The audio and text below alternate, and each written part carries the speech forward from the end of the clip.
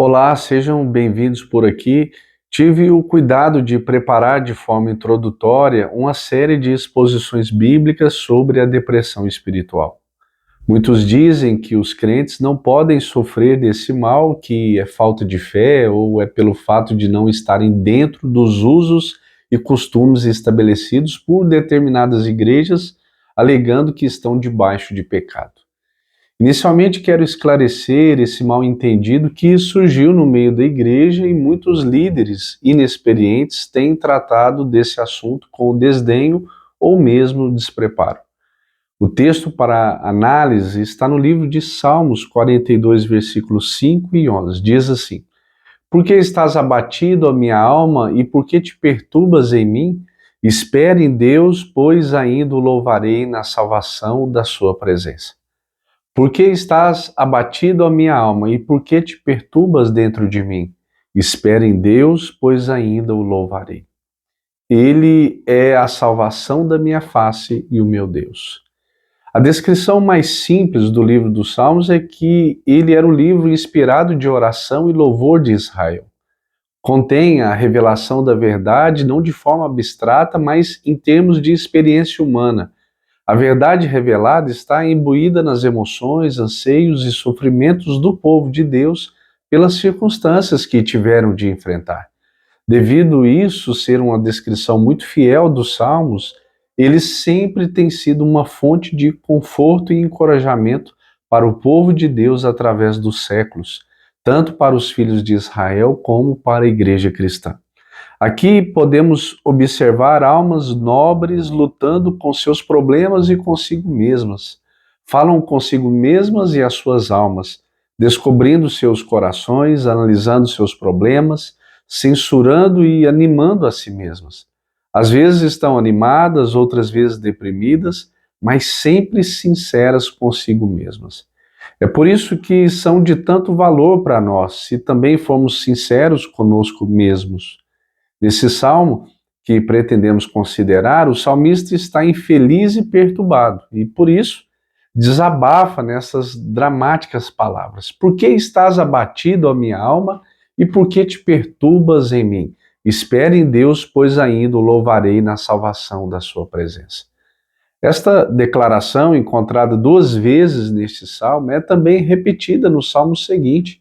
Alguns consideram o Salmo 43 como parte do Salmo 42 e não um salmo separado. É algo que não podemos saber e realmente não é importante, mas encontramos essa declaração em ambos os salmos, pois está repetida no fim do Salmo 43.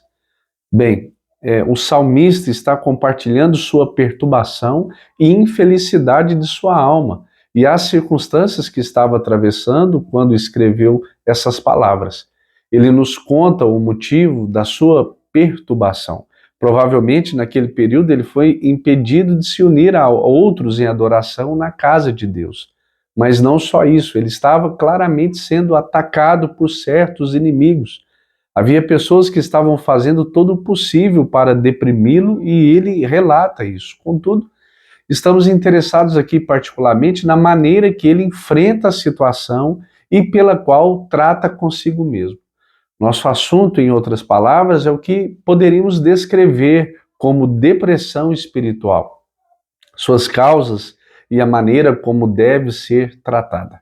É interessante notar a frequência com que esse assunto é tratado nas Escrituras. Isso nos leva à conclusão que é um problema muito comum e que parece ter afligido o povo de Deus desde o princípio, pois tanto o Velho como o Novo Testamento o descrevem e o tratam de forma demorada. Isso por si só seria razão suficiente para trazê-lo à sua atenção, mas eu também o faço porque parece ser um problema que está afligindo o povo de Deus de forma particular nos dias atuais. Existem muitas razões para isso. Uma das maiores, talvez, sem dúvida, são os eventos terríveis que enfrentamos nessa geração. Guerras químicas, tecnológicas, biológicas, políticas, financeiras e os distúrbios que resultam delas. Certamente não é a única razão, mas não tenho dúvida que essas são parcialmente responsáveis. Entretanto, Qualquer que seja a razão, o fato é que existe muitos cristãos que dão a impressão de serem infelizes. Estão abatidos, suas almas estão perturbadas dentro deles. E esta é mais uma razão porque resolvi trazer esse assunto à sua atenção. Para fazer uma análise a fundo deste tema, precisamos prosseguir ao longo de duas linhas de pensamento. Primeiro, precisamos ver o que a Bíblia ensina sobre o assunto, e então vamos examinar alguns exemplos ou ilustrações notáveis deste problema na Bíblia e observar como as pessoas envolvidas agiram e como Deus tratou com elas. Esta é uma boa maneira de enfrentar qualquer problema na vida espiritual. É sempre bom começar com a Bíblia, onde encontramos ensinamentos claros sobre todo e qualquer problema, e depois examinar exemplos e ilustrações oferecidos pela mesma fonte. Ambos os métodos podem ajudar-nos muito e eu gostaria de enfatizar a importância de seguir tanto um como o outro. Há pessoas que só se interessam pelos exemplos, as histórias, mas se não tivermos o cuidado de captar os princípios ilustrados pelas histórias, provavelmente acabaremos por agravar nossa condição e ainda que possamos ganhar muito através de exemplos e ilustrações, é imprescindível que primeiro busquemos os princípios. Muitas pessoas hoje têm problemas porque, em certo sentido, estão vivendo das experiências de outros ou cobiçando a experiência de outros. E é porque estão sempre olhando para outras pessoas e suas histórias em vez de primeiro captarem os princípios que tantas vezes se desviam. Nosso conhecimento da Bíblia devia ter nos prevenido e protegido de tal perigo, pois invariavelmente faz ambas as coisas, como veremos em nossa discussão desse assunto. Existe este grande ensino doutrinário claro e simples, e além disso, Deus, em sua graça, tem acrescentado as ilustrações para que possamos ver esses grandes princípios colocados em prática.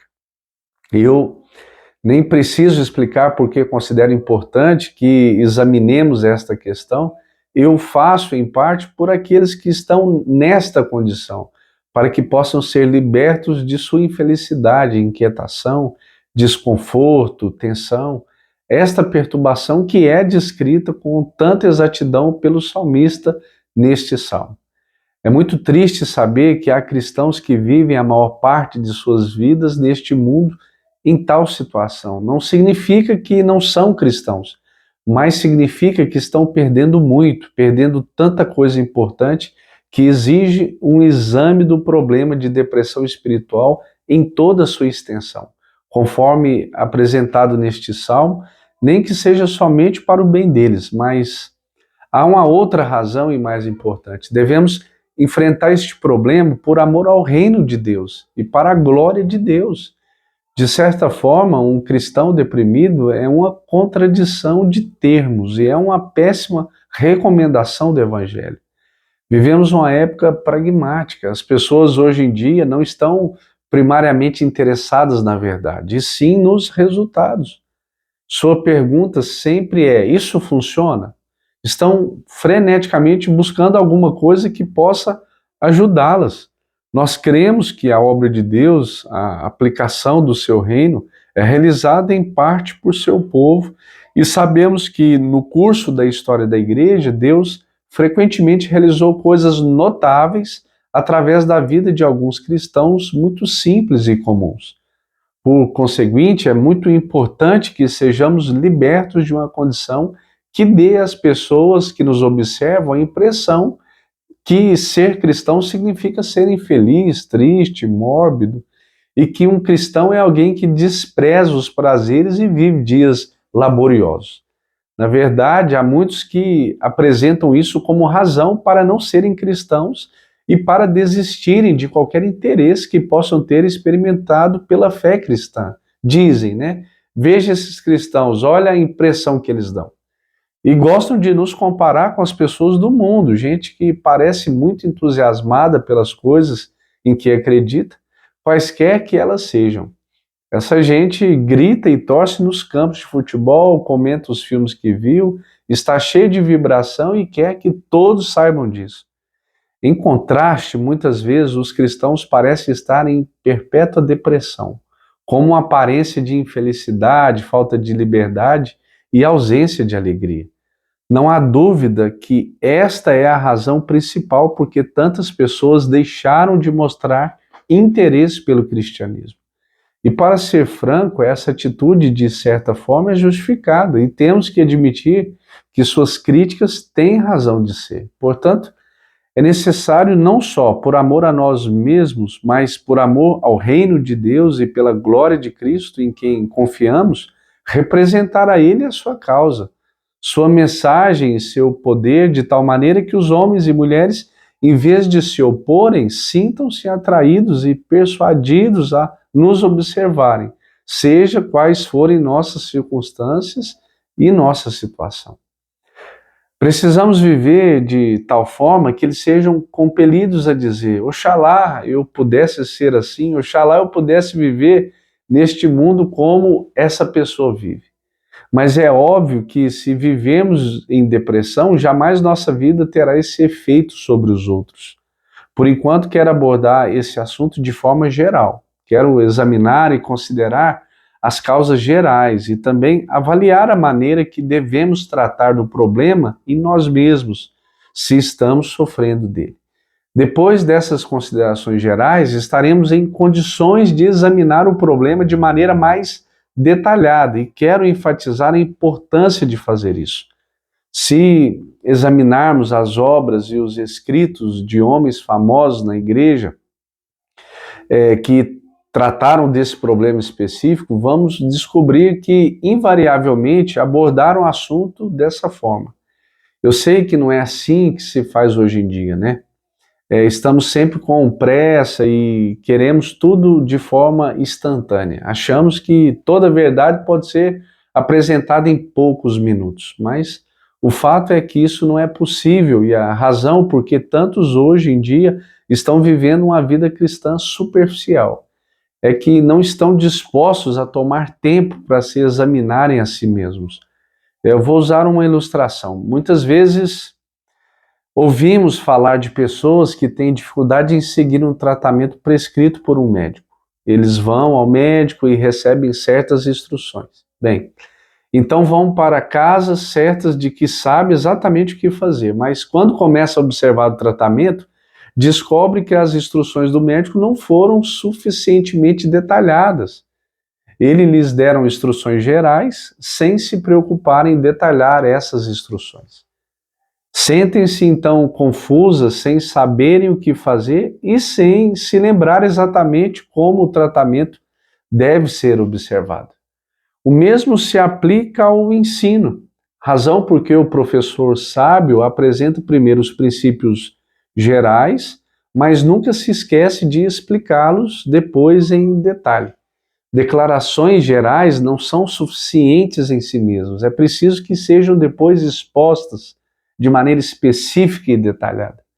Por enquanto, todavia, vamos tratar do quadro geral. Antes de tudo, então, vamos examinar o problema. Seria impossível encontrar uma descrição melhor do que é dada aqui pelo salmista. É um quadro extraordinariamente preciso de depressão espiritual. Leia as palavras e quase poderão ver o homem perturbado e abatido. É quase possível ver isso em seu rosto. Em relação a isso, notem a diferença entre o versículo 5 e o versículo 11 do Salmo 42. Veja o versículo 11. Por que estás abatido, a minha alma, e por que te perturbas dentro de mim? Espere em Deus, pois ainda o louvarei. Ele é a salvação da minha face e o meu Deus. No quinto versículo, ele diz assim: por que estás abatido, a minha alma, e por que tu perturbas dentro de mim?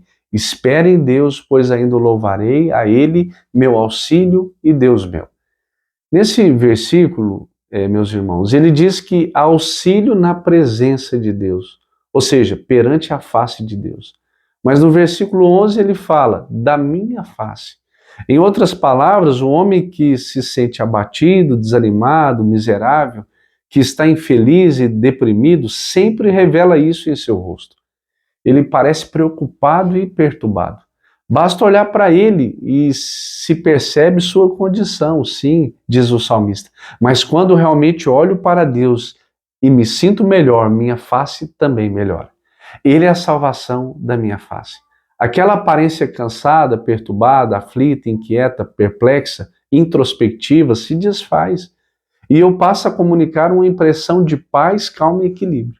Isso não é uma máscara, e sim um resultado inevitável de olhar para Deus. Se estamos deprimidos e infelizes, queiramos ou não, vamos demonstrar isso em nosso rosto.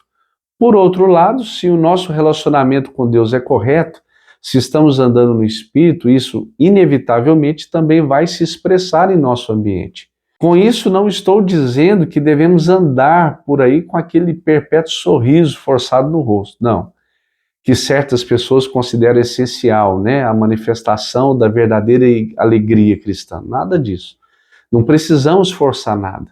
Essa alegria vai se expressar naturalmente. Olha o que ele diz: Ele é a salvação da minha face. Mas contemplem de novo o quadro que esse pobre homem apresenta. Parece estar carregando o mundo todo sobre os seus ombros, está abatido, triste, perturbado, perplexo. Não só isso, ele também nos diz que chora. Olha o que ele diz: as minhas lágrimas têm sido o meu alimento dia e noite. Ele chora porque está num estado de perplexidade e temor, está preocupado consigo mesmo e com o que está acontecendo com ele, e perturbando com os inimigos que estão atacando, insinuando coisas sobre ele e sobre o seu Deus. Tudo parece estar em cima dele, esmagando. Ele não consegue controlar suas emoções e chega ao ponto de perder o apetite. Diz que suas lágrimas têm sido seu alimento. Todos estamos familiarizados com esse fenômeno. Se alguém está ansioso ou preocupado, perde o apetite, não quer comer. De fato, a comida parece quase que repugnante. Ainda que este seja um problema digno de nota, mesmo que somente do ponto de vista físico e médico, não devemos nos deter a ele, exceto para enfatizar a importância do quadro que apresenta. Um dos problemas resultantes da depressão espiritual é que, com frequência, quando sofremos dela, não estamos conscientes da impressão que está sendo transmitida aos outros. Uma vez que devemos nos preocupar com isso, é bom que examinemos o quadro objetivo. Se tivéssemos a capacidade de nos ver e nós mesmos como os outros nos veem, este muitas vezes seria um passo decisivo para a vitória e a libertação. É bom olhar para nós mesmos, tentando visualizar o quadro que estamos apresentando aos outros, como uma pessoa deprimida, chorosa, que não quer comer, nem ver ninguém, e está tão preocupada com seus problemas que comunica a todos um quadro de depressão e miséria. Tenho descrito o problema de forma geral e quero agora mencionar algumas das suas causas gerais. Eu não hesito em colocar em primeiro lugar e acima de tudo o temperamento. Afinal, é um fato que as pessoas são diferentes em temperamento e personalidade. Será que alguém se surpreenderá por eu colocar isso em primeiro lugar? Ou argumentará, né? Quando você fala de cristãos, não deveria abordar a questão de temperamento ou tipo de personalidade? Por certo, o cristianismo elimina tudo isso e você não deveria considerar esse aspecto como tendo influência na questão. Pois bem, essa objeção é válida e deve ser respondida. Eu quero começar deixando bem claro que o temperamento, o perfil psicológico e a nossa personalidade não fazem a mínima diferença no que concerne a nossa salvação. Esta é, graças a Deus, a base de nossa posição como cristãos. Não importa qual é o nosso temperamento, somos todos salvos do mesmo modo, pelo mesmo ato de Deus em e através de seu Filho, nosso Senhor e Salvador Jesus. Essa é a nossa resposta para a psicologia e para as críticas ao cristianismo, que muitas vezes resultam do estudo da psicologia. Quero deixar claro uma coisa bem clara aqui: não importa quais sejam os seus antecedentes, não importa qual o temperamento que lhe foi dado neste mundo, tudo isso não faz a mínima diferença no que se refere à salvação. Não reconhecemos a existência de um complexo religioso, não. Nós nos glorificamos no fato de que a história da igreja dá provas abundantes de que todo e qualquer tipo concebível de temperamento foi e ainda é encontrado hoje na igreja do Deus vivo. Mas embora eu enfatize com todo o meu ser o fato de que o temperamento não faz a mínima diferença quanto à nossa salvação, quero igualmente enfatizar que ele faz uma enorme diferença na experiência concreta da nossa vida cristã. E quando estamos tratando de um problema como o da depressão espiritual, essa questão do temperamento deve ser um dos primeiros fatores a ser considerado. Em outras palavras, de acordo com a minha compreensão do ensino bíblico sobre essa questão, não há nada tão importante como a necessidade de nos conhecermos a nós mesmos, e isso tão cedo quanto possível, pois fato é que, embora sejamos todos cristãos, unidos no mesmo corpo, todos somos diferentes, e os problemas e dificuldades, as tribulações, as perplexidades, né, que enfrentamos são, em grande medida, determinadas pelas diferenças de temperamento e tipos de personalidade. Todos participamos da mesma batalha, é claro, pois todos compartilhamos da mesma salvação comum e temos a mesma necessidade básica. Mas as manifestações do problema variam de um caso para o outro e de uma pessoa para outra. Não há nada mais fútil ao tratar desse problema do que agir com base na suposição de que todos os cristãos são idênticos em todos os aspectos. Não, não são, e Deus jamais planejou que fossem. Este ponto pode ser melhor ilustrado, por exemplo, de uma outra esfera, né? Todos nós somos seres humanos, tendo basicamente a mesma constituição física. No entanto, sabemos muito bem que não há duas pessoas idênticas. Na verdade, somos todos diferentes em muitos aspectos. Ora, muitas vezes encontramos pessoas que defendem estilos de vida ou métodos de tratamento de doenças que ignoram completamente este fato fundamental. E, portanto, elas obviamente estão erradas. Elas receitariam a mesma dieta para todo mundo? Prescrevem esse regime universal afirmando que vai curar todo mundo? Isso eu digo é impossível, é basicamente errado. Muitas vezes tenho dito que a primeira lei fundamental da dietética se resume naquele ditado em inglês, né? Que traduzido diz mais ou menos assim: João da Silva não podia comer gordura, sua mulher não podia comer carne. Está certo.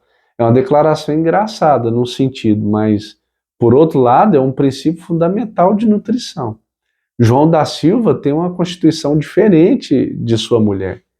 E sugerir que a mesma dieta seria perfeita para ambos é um erro fundamental. Ambos são seres humanos, mas como seres humanos são diferentes em sua constituição física.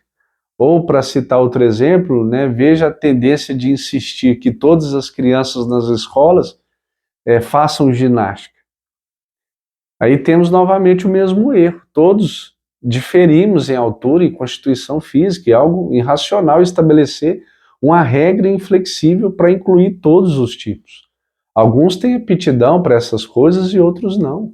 E exigir que todas as crianças participem do mesmo tipo de atividade física é tão absurdo como submeter todas as pessoas à mesma dieta. Todos necessitamos de exercício, mas não do mesmo tipo ou na mesma quantidade. Menciono isso para ilustrar essa tendência à regimentação, e o ponto que quero esclarecer é que não podemos estabelecer leis assim generalizadas e universais como se os homens fossem máquinas. É errado na esfera física, como eu acabo de demonstrar, e é muito mais errado na esfera espiritual.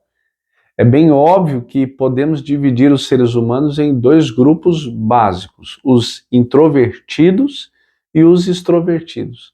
Há um tipo de pessoa que está constantemente voltada para dentro de si mesma, e outro tipo cuja atenção está, em geral, voltada para fora. E é muito importante compreender não só que pertencemos a um desses dois grupos, mas também que o problema de depressão espiritual tende a afetar um desses grupos mais do que afeta ao outro. Precisamos começar por conhecer e entender a nós mesmos. Há um tipo de pessoa que é especialmente vulnerável ao problema da depressão espiritual. Isso não significa que essas pessoas sejam piores do que as outras. Na verdade, eu poderia sustentar com boa base que as pessoas que se destacaram de forma gloriosa na história da igreja eram muitas vezes do tipo que estamos considerando. Alguns dos maiores santos eram introvertidos. E extrovertido geralmente é uma pessoa mais superficial. Na esfera natural, existe o tipo de pessoa que está sempre fazendo autoanálise, avaliando tudo que faz e se preocupando com os possíveis efeitos de suas ações, sempre olhando para trás, sempre cheia de remorsos fúteis. Pode ser algo que foi feito uma vez para sempre, mas ela não consegue esquecê-lo. Não pode fazer o que foi feito. Entretanto, passa o tempo todo se analisando, culpando e condenando. Vocês estão familiarizados com esse tipo de pessoa. Tudo isso é também transferido para a esfera do espírito, afetando sua vida espiritual. Em outras palavras, há um perigo de que tais pessoas se tornem doentias. Eu já disse que poderia mencionar nomes, né? Certamente um deles foi o grande Henry Martin. Não se pode levar a vida desse grande homem de Deus sem se chegar à imediata conclusão de que ele tinha uma personalidade introspectiva. Ele era introvertido e sofria de uma tendência óbvia para morbidez e introspecção. Esses dois termos nos lembram que o problema fundamental dessas pessoas é que elas muitas vezes não cuidam de estabelecer a linha divisória entre a autoanálise e a introspecção. Ao nos examinarmos a nós mesmos, mas também concordamos que a introspecção e a morbidez são coisas nocivas. Qual então é a diferença entre a autoanálise e a introspecção? Eu diria que atravessamos a linha divisória entre a autoanálise e introspecção quando não fazemos outra coisa senão nos examinar. E quando essa autoanálise se torna o fim dominante da nossa vida.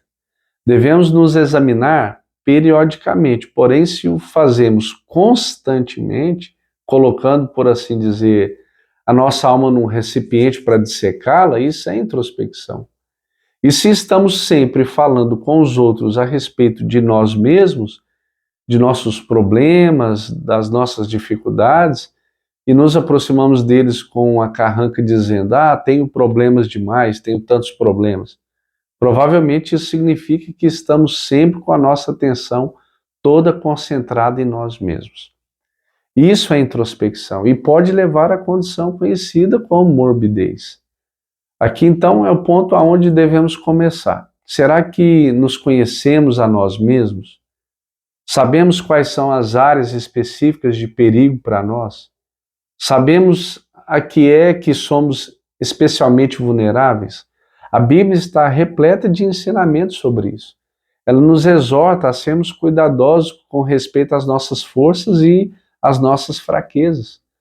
Tomemos Moisés, por exemplo. Ele era um homem mais manso sobre a terra, segundo a Bíblia, e, no entanto, seu maior fracasso tem ligação exatamente com isso. Ele afirmou sua própria vontade e ficou irado. Temos que vigiar tanto nossas forças como nossas fraquezas. A essência da sabedoria é compreender este fato fundamental sobre nós mesmos. Se eu, por natureza, sou um introvertido, tenho que exercer uma vigilância constante e advertir a mim mesmo sobre isso, para não cair inconscientemente num estado de morbidez. Da mesma forma, o extrovertido precisa conhecer-se a si mesmo, mantendo vigilância contra as tentações peculiares à sua natureza. Alguns de nós, por natureza e devido ao nosso temperamento, somos mais suscetíveis a esta doença chamada depressão espiritual do que outros. Pertencemos ao mesmo grupo que Jeremias, João Batista, Paulo, Lutero e muitos outros. Uma companhia muito seleta. Sim, mas não se pode pertencer ela sem ser especialmente vulnerável a esse tipo específico de tribulação.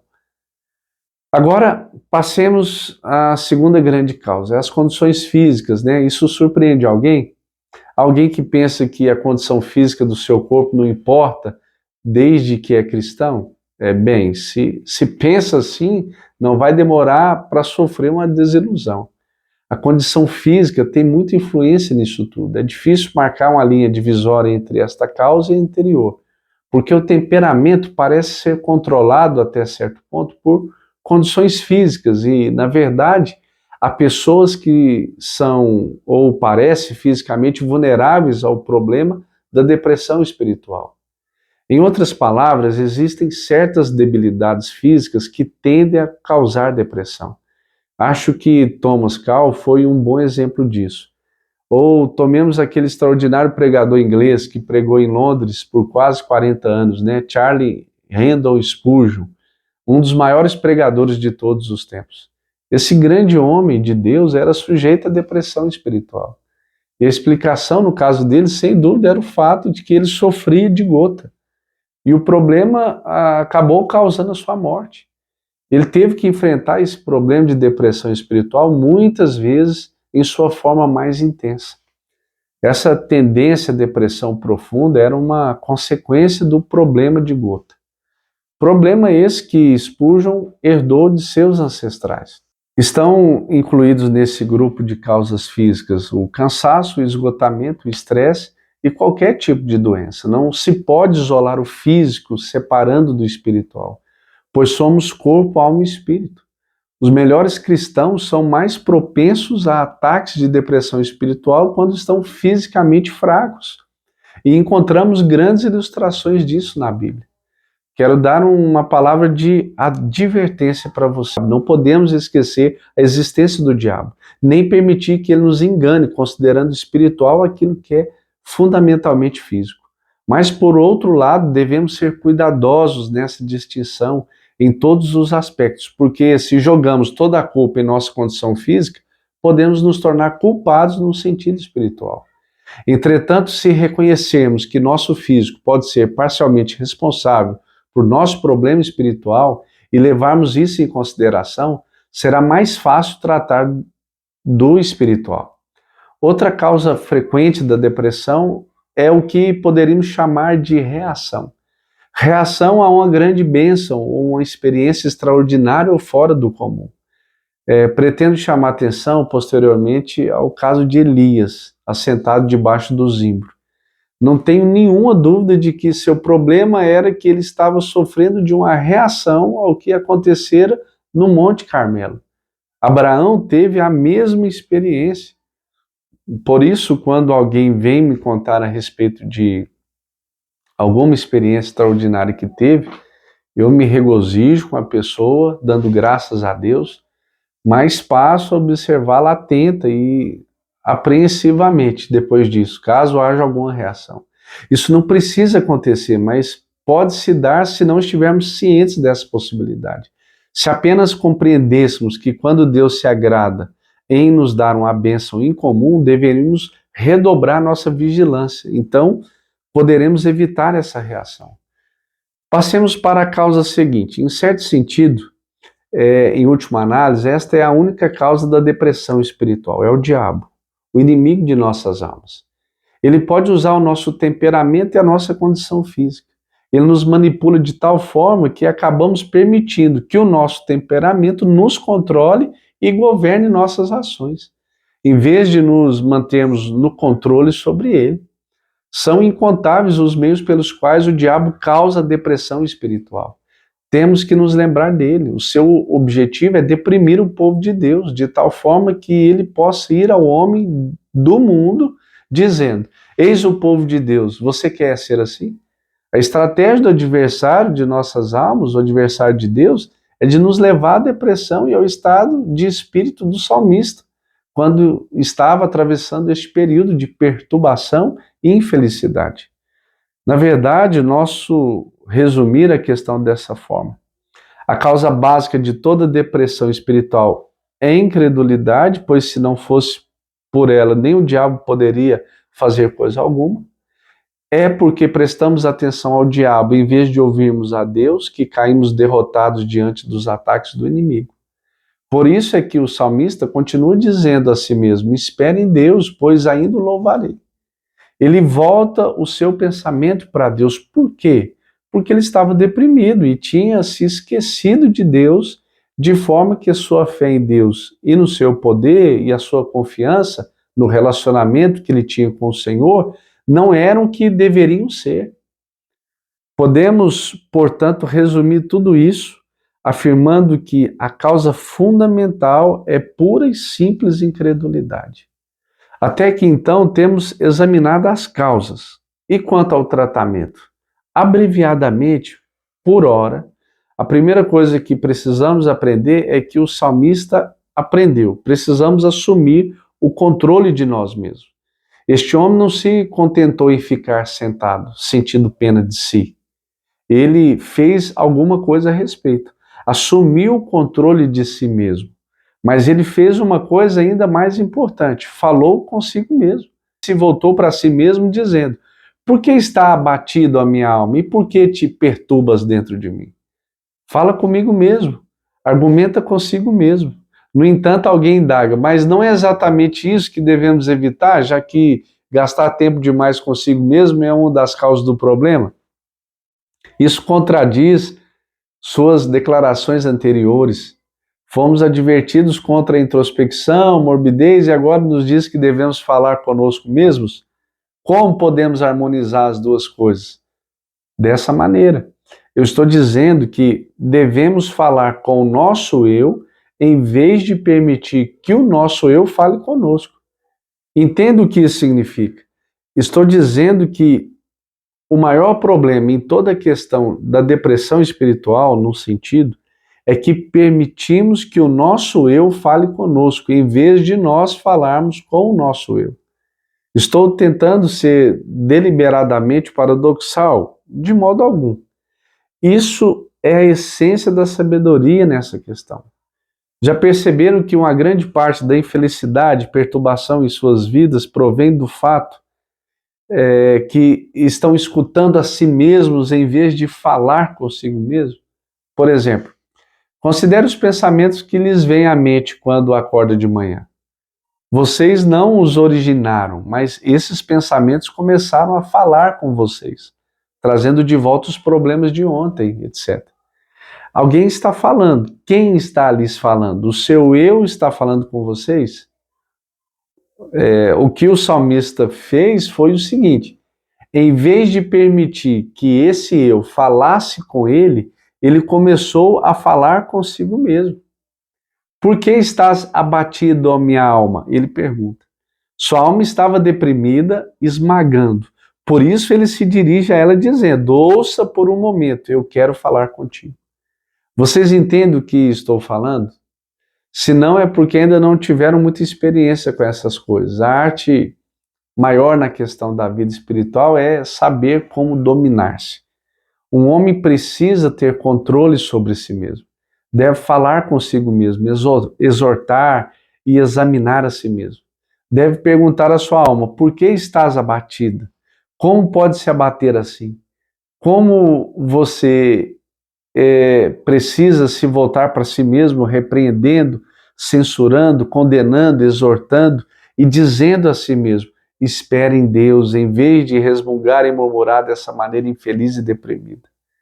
E então deve prosseguir lembrando-se de Deus, quem Ele é, o que Ele é e o que Ele tem feito e o que tem prometido fazer. Tendo feito isso, termine com esta nota de triunfo: desafie a si mesmo, desafie os outros, desafie o diabo e o mundo todo, dizendo como este homem: eu ainda o louvarei, ele é a salvação da minha face e o meu Deus.